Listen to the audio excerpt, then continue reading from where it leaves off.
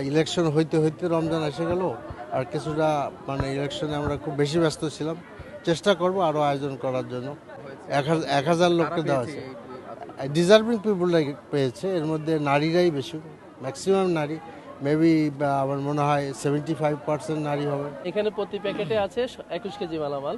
তার মধ্যে আছে 10 কেজি চাল, 5 কেজি আটা, 2 কেজি ছোলা, 2 কেজি মশারি ডাল, 1 কেজি চিনি এবং 1 লিটার সয়াবিন তেল। টোটাল 21 কেজি মালামাল দিচ্ছি। গতকালকে আমরা ঢাকা উদ্যানে মোহাম্মদপুর 1000 দিয়েছি, আজকে এখানে, এবং আজকে বিকালে আমরা আবার মিরপুরে দিচ্ছি 500 প্যাকেট।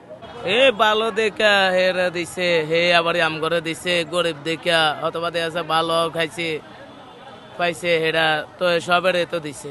যেরা আওয়ামী লীগ করছে তাগরা দিছে, যেরা বিএমপি করছে তাগরা দিছে, যেরা ইসলামী দল করছে তারাও দিছে। অন হে এবারে ইলেকশনে দাঁড়াইছে, হে ইলেকশনে পাইছে, হে তো ইচ্ছা করলে হে সব দিয়ে নিতে পারতো। হে গরিব দুঃখিনের দুঃখ বুঝে দেখে সবারে টোকন দিছে, তারপরে দিছে। ওই যে জামাতের লোক, হ্যাঁ আমরা খুশি, অনেক খুশি। বলে চাউল আছে, আটা আছে, বুট আছে, ডাল আছে, এই তেল আছে। আমার হাত ভাঙ্গা তো বলে আমার নাতিনের রিস্কা আনতে গেছে। এটা ভালো উদ্যোগ। এইভাবে যদি আমাদের দেশে সবাই বিত্তমানরা এগিয়ে আসতো, তাহলে আমাদের দেশে যে রমজান মাসে যে রোজা রাখবে গরিব অসহায় মানুষ, তাদের সবাই যেন দোয়া করবে।